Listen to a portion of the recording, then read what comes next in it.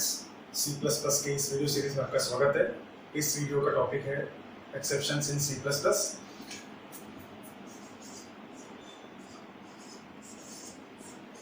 Exceptions इन सी plus plus. जब भी हम प्रोग्रामिंग से डील करते हैं तो हमें कई सारे एरर्स से भी डील करना होता है। तो जो ये सारे एरर्स हैं, एक्चुअल में या जनरली इन एरर्स को हम तीन कैटेगरीज में डिवाइड करते हैं। First is syntax error,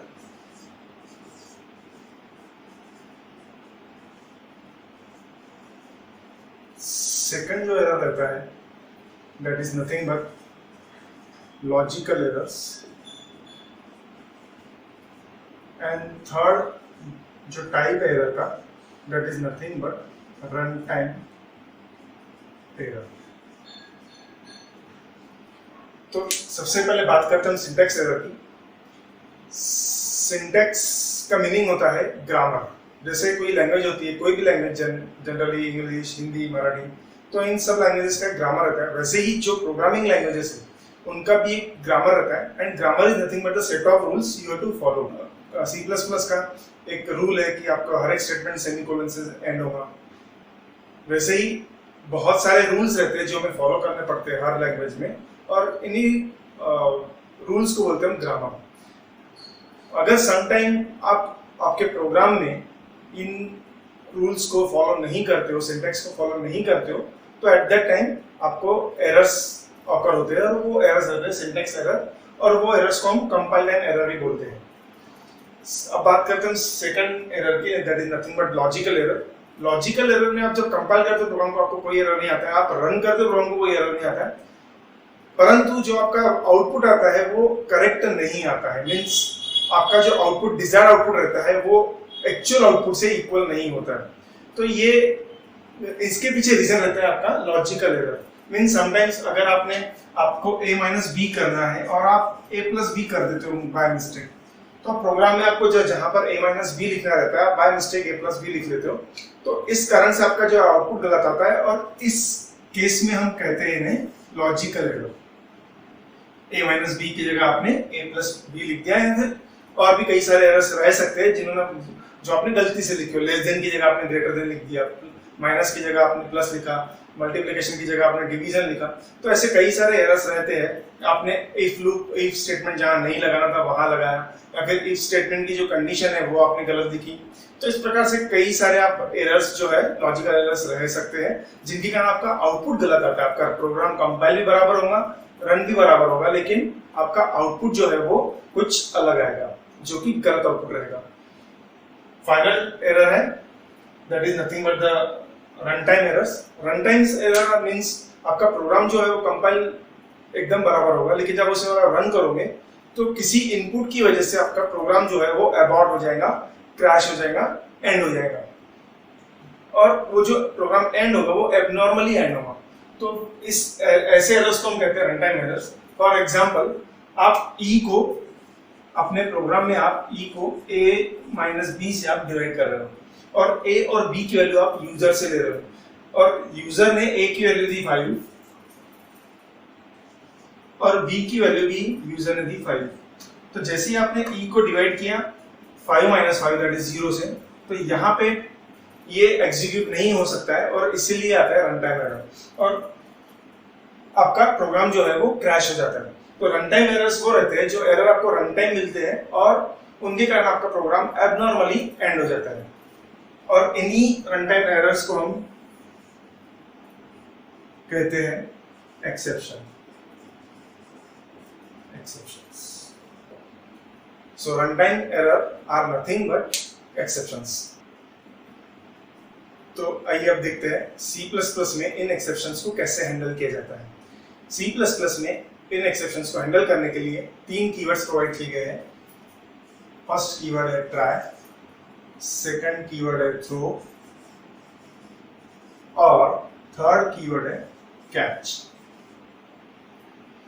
try जो कि एक ब्लॉक रहता है,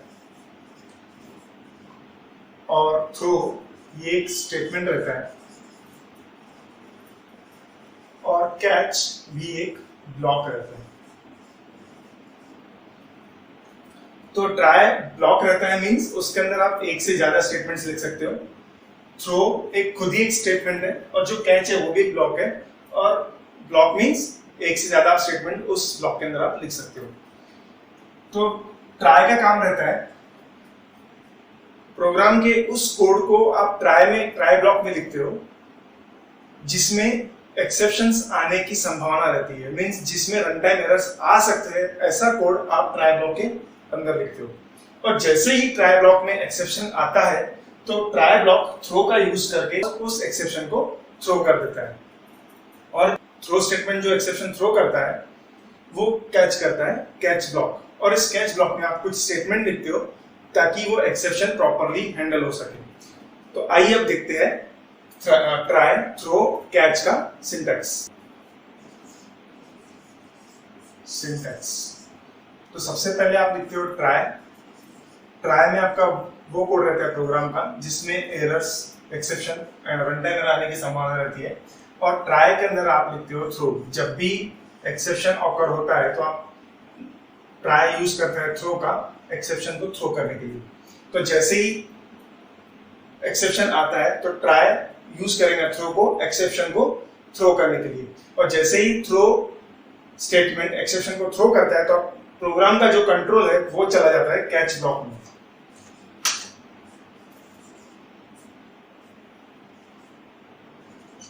कैच ब्लॉक दिखता तो फंक्शन की तरह है, लेकिन ये फंक्शन नहीं रहता है। यहाँ पे आर्गुमेंट्स रह भी सकते हैं और नहीं भी रह सकते हैं, तो ये जो आर्गुमेंट है वो रहते हैं ऑप्शनल। और इसके अंदर फिर से आप कुछ कोड लिखते हो जो कि एक्सेप्शंस को हैंडल करने के लिए रहता है ताकि प्रोग्राम प्रॉपरली एंड हो सके। तो इस प्रकार से ये सिंटैक्स है ट्राई, थ्रो एंड कैच का। इसमें एक बात ध्यान में रखिए कि जो कैच है वो हमेशा ट्राई ब्लॉक के जैसे ही ट्राई ब्लॉक एंड होता है तो वहां से आपका कैच स्टार्ट होगा। तो ट्राई जहां एंड होता है और कैच जहां स्टार्ट होता है, इन दोनों के बीच में आप कुछ स्टेटमेंट नहीं लिख सकते। तो इस प्रकार से ट्राई जैसे ही खत्म होता है उसके तुरंत बाद आपको कैच ब्लॉक स्टार्ट करना रहता है, otherwise program will give you the compile time error. तो आइए अब देखते हैं कुछ एग्जांपल ताकि हम ट्राई, थ्रो एंड कैच को अच्छे से जान सकें। तो उसके लिए मैं प्रोग्राम लिखता हूँ और वो रहेगा डिवाइड बाय जीरो का प्रोग्राम। सबसे पहले इंट मेन फंक्शन, इसमें दो इंटीजर वैल्यू लेता हूँ, मैं वेरिएबल लेता हूँ a और b। इन a और b की वैल्यू मैं यूजर से लूंगा। सो सी आउट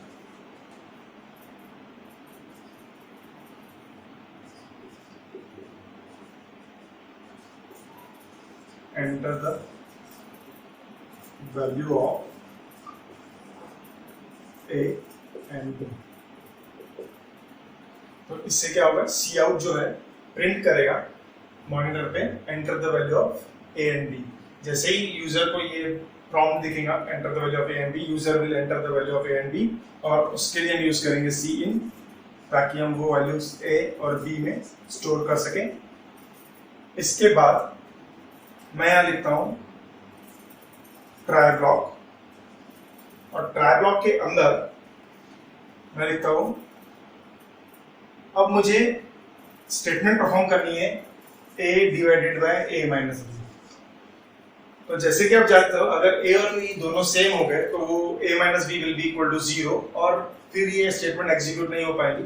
इसलिए ये स्टेटमेंट एग्जीक्यूट होने से पहले a माइनस b की वैल्यू हम चेक कर लेंगे। तो ट्राई ब्लॉक में हम लिखेंगे पहले इफ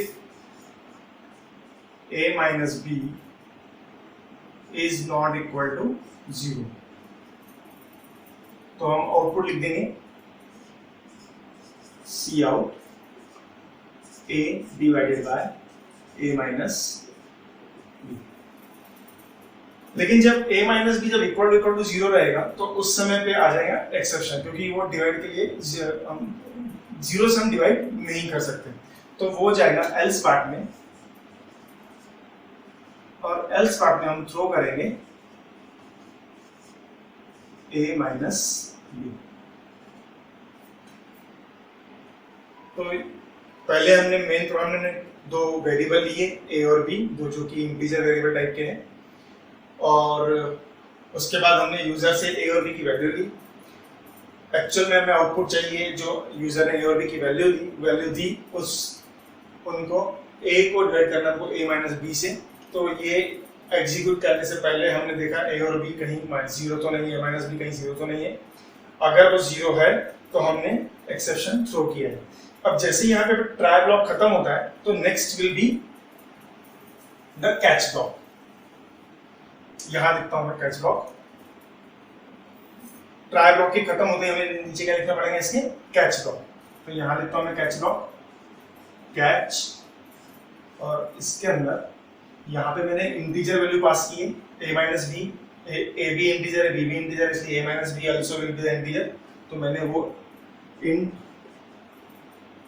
सपोज ई इसमें कैच की है वो वैल्यू, और यहां पे मैं लिखूंगा सी आउट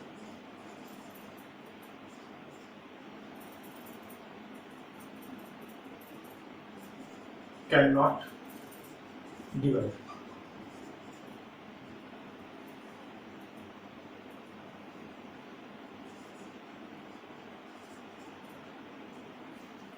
और यहां पे पहले रिटर्न 0 और एंड ऑफ द प्रोग्राम। ये याद रखिए आप कि जो कैच ब्लॉक है वो ट्राई ब्लॉक के नीचे है, और ट्राई ब्लॉक जैसे ही खत्म होता है तो आपको कैच ब्लॉक स्टार्ट करना रहता है। इन दोनों के बीच में कोई और स्टेटमेंट नहीं आ सकता है। तो इस प्रोग्राम का एग्जीक्यूशन देखेंगे हम। पहले ए और बी जो है दो वेरिएबल लिए मैंने, फिलहाल उनको कोई वैल्यू नहीं दी है मैंने, और फिर ये वैल्यूज जो है हम यूजर से लेंगे। यूजर ने सपोज वैल्यू दी 7 एंड 7, तो ए और बी की वैल्यू हो गई 7। उसके बाद ट्राई ब्लॉक में हमने पहले कंडीशन चेक की है ए और बी कहीं ए माइनस बी कहीं जीरो तो नहीं है। तो ए की वैल्यू 7, बी की वैल्यू 7, तो 7 माइनस 7 विल बी 0। तो कंडीशन इज फॉल्स क्योंकि इज नॉट इक्वल टू 0। अगर नॉट इक्वल टू 0 है तो कंडीशन ट्रू होगी। यहाँ पे ए माइनस बी 0 है तो 0 इज नॉट इक्वल टू 0, इसलिए कंडीशन होगी ट्रू। तो इसलिए वो कहा जाएगा एल्स पार्ट में, और एल्स पार्ट में हमने किया है थ्रो ए माइनस बी। तो ये जो ए माइनस बी है, ये थ्रो जो है स्टेटमेंट, ये एक्सेप्शन को थ्रो करता है। वो कैच करता है कौन, कैच ब्लॉक। तो जैसे ही आपने थ्रो ए माइनस बी लिखा तो नेक्स्ट स्टेटमेंट कौन से एग्जीक्यूट होंगी, जो कैच ब्लॉक की फर्स्ट स्टेटमेंट है, और वो है सी आउट कैन नॉट डिवाइड। और जैसे ही कैन नॉट डिवाइड हो गया, इसके बाद हमारा कैच ब्लॉक के बाद है प्रोग्राम एंड। तो इस प्रकार से आपका आउटपुट आएगा कैन नॉट डिवाइड। तो इस प्रकार से try, throw and catch block use होता है to handle the run time errors. अब देखते हैं मल्टीपल एक्सेप्शंस। C++ में मल्टीपल एक्सेप्शंस कैसे हैंडल होते हैं। मल्टीपल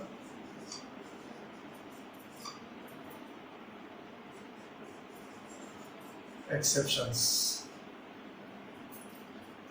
मल्टीपल एक्सेप्शंस मींस एक ही ट्राई ब्लॉक डिफरेंट एक्सेप्शंस को थ्रो करेगा using different throw, more than one throw statement in the single try block. Okay, let us go for the example.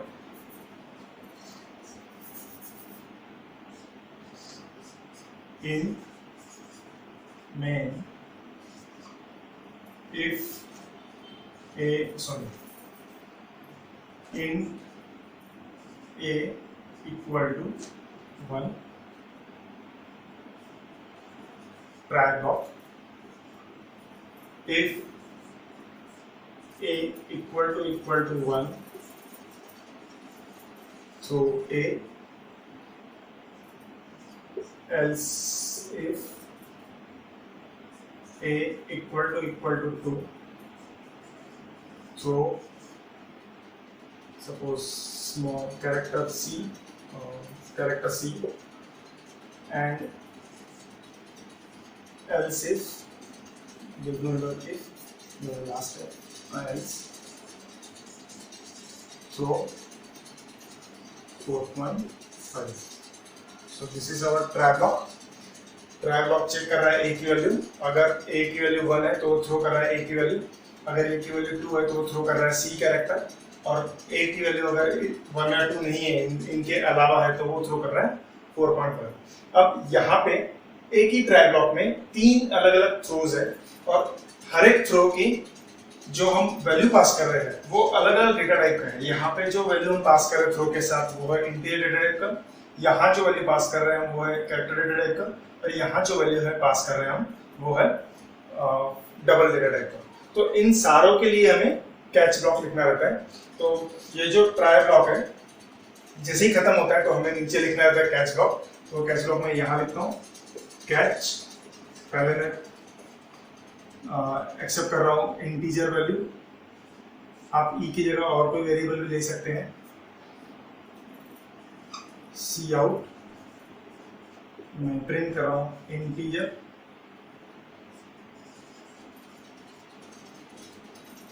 दूसरा catch मैं print यहाँ पे accept कर रहा हूँ मैं character, character suppose E again, cout character, and the final one is catch. This is for double E, C out, double. So यहाँ आएगा return 0 and end of the program. अब आप देख सकते हो सिंगल ट्राई ब्लॉक में more than 1 throw statements है। हर एक थ्रो स्टेटमेंट का जो हमने जो वैल्यू पास की हर एक थ्रो स्टेटमेंट के साथ हर एक वैल्यू डिफरेंट डेटा टाइप की है, इसीलिए हमें यहाँ पे 3 डिफरेंट डेटा टाइप है, इसीलिए हमने 3 अलग अलग कैच ब्लॉक लिए हैं। तो यहाँ पे multiple exception single try block में हम हैंडल कर रहे हैं। तो जैसे ही हम ए की वैल्यू 1 देते हैं तो ट्राई ब्लॉक में जैसे एंटर करेगा प्रोग्राम तो सबसे पहले चेक होंगी कहीं ए की वैल्यू 1 तो नहीं है। जी हाँ, ए की वैल्यू 1 है, तो इसलिए ये कंडीशन ट्रू हो गई, तो इसलिए क्या थ्रो होगा, थ्रो ए।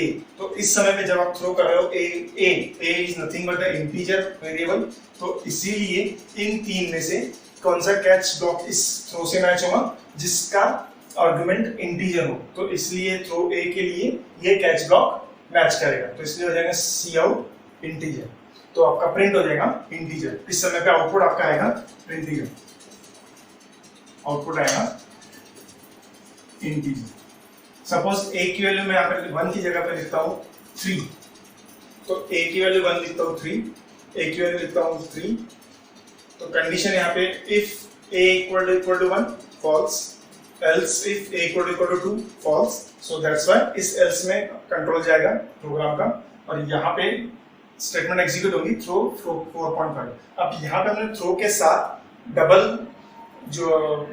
डबल टाइप की वैल्यू पास की है, इसीलिए इनमें से कैच ब्लॉक जिनका आर्गुमेंट डबल है वो कैच ब्लॉक एग्जीक्यूट होगा, जो कि नथिंग बट ये है। तो ये कैच ब्लॉक एग्जीक्यूट होगा और उसके अंदर हमने लिखा है डबल, तो double will be printed. So this block will be for a equal to 1, this output will be for a equal to 1, and this output will be for a equal to 3. So in this way, multiple exceptions are handled by single try block in C++. Now suppose a की value है यहाँ पे 2 और मैंने थोड़ा सा programming change किया है, जो कैच कैरेक्टर के लिए था मैंने वो रिमूव कर दिया है। तो जैसे ही a की वैल्यू में 2 करता हूँ तो else if a equal to 2 इस कंडीशन सेटिस्फाई होने के बाद आप थ्रो करोगे c। अब c जो है वो है कैरेक्टर का आपने थ्रो किया है। अब यहाँ पर जो कि कैच है वो किसी भी कोई भी कैच, इनमें से कोई भी कैच इस थ्रो के साथ मैच नहीं कर रहा है, क्योंकि इस थ्रो के साथ हमने पास किया कैरेक्टर, और यहाँ पर जो ये कैच है दोनों, ये कैच इंटीजर के पास वैल्यू ले रहा है और जो ये कैच है वो डबल एक आर्गुमेंट ले रहा है। तो इसलिए इस थ्रो के साथ कोई कैच मैच नहीं हो रहा है, और इसीलिए ये program again will give the exception and will abort, यानी ये प्रोग्राम प्रॉपरली एंड नहीं होगा। तो क्या हम ऐसी सिचुएशन में क्या कर सकते हैं, तो इसीलिए हम एक और कैच ब्लॉक लिख सकते हैं जो कि सारे डेटा टाइप को हैंडल कर सकता है। इसके लिए आपको लिखना रहता है कैच में 3 डॉट्स, मींस अगर इनमें से कोई भी कैच इस थ्रो से मैच नहीं हो रहा है तो फाइनली वो थ्रो ये कैच कर लेगा, क्योंकि यहाँ पे कोई भी डेटा टाइप है ये एक्सेप्ट कर लेगा। मींस यहाँ पे इंटीजर भी कर सकता है, डबल भी कर सकता है, फ्लोट भी कर सकता है, कैरेक्टर भी कर सकता है, लेकिन हमने इंटीजर और डबल के लिए अलग से कैच लॉग लिखा है, इसलिए इंटीजर और कैच में से अगर इंटीजर और डबल में से कोई भी एक्सेप्शन आता है तो वो यही कैच हो जाएंगे। अगर इनके अलावा कोई भी डेटा टाइप के साथ अगर थ्रो आता है तो वो कैच होंगे यहाँ, और यहाँ हम लिखते हैं later suppose C out exception.